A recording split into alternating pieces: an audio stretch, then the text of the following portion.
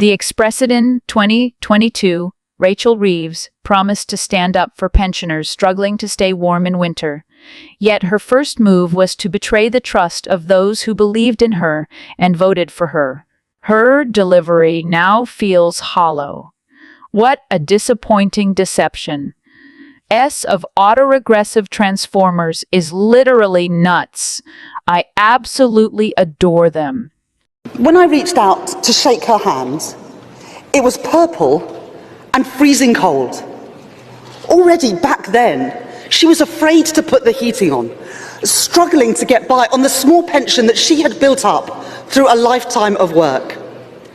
As energy bills and inflation rise even higher, I often think of her. Conference, that is the stark reality facing people all around our country today. Chancellor Rachel Reeves has spent the past 6 months undermining the UK economy, only to now pivot to championing growth. It's as if she's suddenly woken up from a dream. And in a way, that's exactly what's happened. Like others in Keir Starmer's party, Reeves seemed to view governing as simply taxing and spending. You decided that you were going to listen to non-DOMs, millionaires, and row back on what you said you were going to do, which was to take money from them. It's a basic principle for me that if you make Britain your home, you should pay your taxes here. And under Labour, you will. Even the previous government, the Conservatives, in the end... But not as much as you said they would. No, that's not true. No, Trevor, we haven't changed any expectations about the amount of money we're going to bring in. What we've made some changes to this week is something called the Temporary Repatriation Facility, which means that very wealthy people in this country can bring money in from overseas without paying punitive Which tax is not what you were going rates. to do before. Well, no, we're raising exactly the same amount of money that we set out in the budget. We're getting rid of the concept of non-domicile in the tax system so that if you make Britain your home, you pay your taxes here. But we also want to be a welcoming place. So if I may just be clear about this. So you're saying, all those people say this is a watering down because 11,000 millionaires have left the country. You're saying it's not a watering down at all. It's just as tough as it was before. Well, yeah. You said at Davos you listened to what you call the non-dom community and you're changing things. Are you changing or not? Yes, what we're doing is making it easier for people to bring money in from overseas to the UK without facing punitive tax rates, because we want Britain to be a place that's bringing in inward investment. So this, under these changes, we're still getting rid of the concept of non-domicile in the tax system. If you make Britain your home, you'll pay your taxes here. The changes we're making is if you're bringing in money from overseas, you won't be hit, as you are today, with punitive tax rates. I'll tell you why this matters. It's not nitpicking. You are making a change in response to what you would say is the complaints from that community. Since you came to office, you imposed 40 billion quid's worth of taxes. You told farmers they'd have to pay more inheritance tax, and you took away the winter fuel allowance. You can see that this week, people watching you in Davos amongst all these millionaires, and you saying, well, I've listened to this community, are wondering why you can't listen to the farmers. Rachel Reeves has finally woken up to the reality that the economy doesn't run on wishful thinking and empty promises. After months of undermining the UK's economic prospects and driving capital overseas, she's now scrambling to save face with a desperate plan to unlock billions from pension schemes. But let's be clear, this is no masterstroke. It's a reckless gamble with the nation's future. For 6 months, Reeves has done nothing but scare off investors, leaving the UK teetering on the edge of a recession.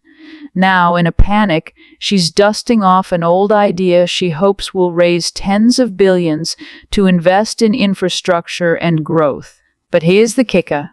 She's doing it with your pension money. If this plan backfires, it won't just be an economic failure, it'll be a catastrophe for everyone whose retirement savings are on the line. On Wednesday, Reeves will unveil her so-called surplus release plan, targeting the estimated 60 billion to sown 100 billion sitting in workplace, defined benefit pension schemes. These surpluses act as a safety net, ensuring companies can keep paying pensions even during market volatility.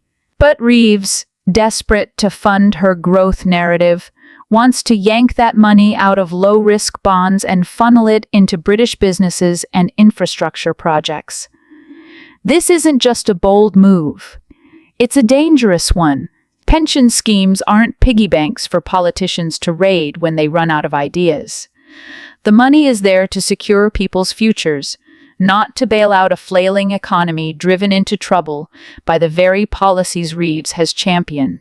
Adding insult to injury, this brilliant idea is essentially borrowed from the Tories, yes, the same party Labour loves to deride as incompetent and useless. If Reeves' best move is stealing from the opposition, it's a damning indictment of her creativity, or lack thereof. While the principle of encouraging institutional investment in domestic infrastructure is sound, other countries like Australia and Canada do it successfully, it's the execution that raises alarm bells. If Labour starts meddling in where and how this money is invested, disaster is almost guaranteed. Political interference in the allocation of funds rarely ends well, and with Labour's track record, it's hard to imagine this will be any different. Reeves is gambling with the livelihoods of millions, hoping her rushed plan will work. But the stakes couldn't be higher, and the risks couldn't be greater. The question isn't whether the UK needs investment, it does. The question is whether Rachel Reeves is the right person to handle it. Based on her track record so far, the answer seems clear. Absolutely not. Out the door. Yeah. Chloe, I should have come to you first. I apologise. Ladies first. I've just realised my gaffe. Nothing intended. Do you think Sir Keir Starmer gets Britain? I don't think he does. I think that, as you say, he is quite happy to be abroad with technocrats because he's not surrounded by the people of Britain who do not like him. He has awful approval ratings here, so he likes to go and escape and hang out with his friends where he's wined and dined and put out in fancy hotels. And Rachel Reeves at it as well, disappearing off to China when she is in hot water and the markets were in an absolute mess.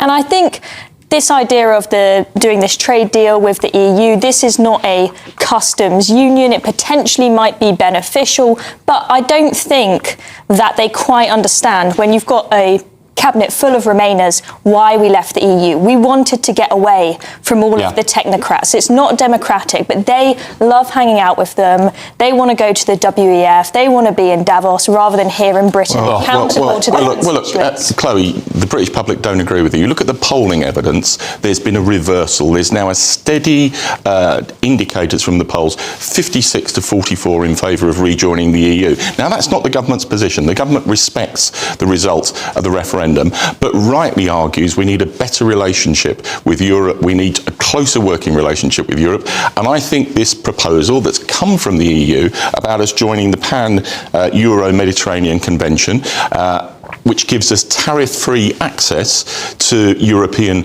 markets, it's much broader than the European Union, is potentially a good one. It doesn't bring back free movement of labour. It doesn't bring back any of the other obligations of the single market. So it's worth doing. So, Bill, why at the same time is Rachel Reeves going around and blaming Brexit for sluggish GDP, when the fact is Labour inherited the fastest growing economy in the G7? Does the Chancellor not take a second to maybe reflect on their own first 6 months in charge and say, well, you know, markets, I guess, are driven by sentiment. We were so doom and gloom. That speech by Keir Starmer in the Rose Garden, his first ever speech, was one of the most depressing things I'd ever heard in my life. And they wonder why markets tanked and inflation soared and the pound dropped.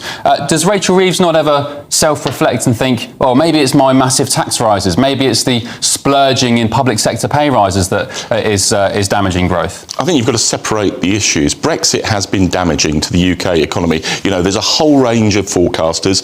The average net cost to the UK each year is about £100 billion. That has been damaging. However... What about Germany? Germany was in recession last year. They didn't leave the EU.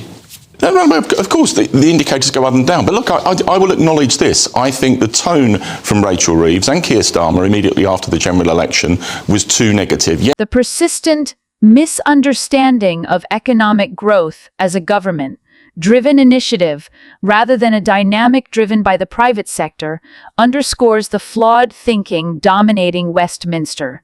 Add to that the devastating economic toll of Brexit, now estimated to cost the UK around £100 billion annually. and it's clear the country's economic strategy is in shambles. As Britain struggles, both Sheikh Salman and Rachel Reeves seem to be looking abroad for answers. Salma, apparently more comfortable in the company of foreign technocrats, avoids addressing Britain's economic malaise head-on. Reeves, meanwhile, appears equally detached, seeking solace in external trade deals, rather than confronting the domestic crisis unfolding under her watch. This latest trade deal with the EU might look like a pragmatic step forward, but it exposes a deeper problem, a fundamental misreading of Brexit's purpose. Leaving the EU was meant to free the UK from the constraints of technocratic control, not bind it into new agreements that merely repackage those same limitations under a different guise. Public sentiment, however, appears to be shifting. Polls now show that 56% of Britons favor rejoining the EU, a sharp rebuke to the government's insistence on respecting the 2016 referendum. This shift reflects the harsh economic reality. While Germany's recession proves EU membership isn't a panacea, Brexit's unique self-inflicted wounds have left the UK worse off, with fewer tools to weather the storm. What's clear is that the UK cannot afford its current directionless leadership. The obsession with rehashing Brexit debates or clinging to outdated ideologies must give way to a serious re-evaluation of strategy. The stakes are too high for political gamesmanship, and Britain's economy is paying the price. Thanks for watching. Don't forget to like, comment, and subscribe for more content. Join the conversation on our Telegram channel. See you there.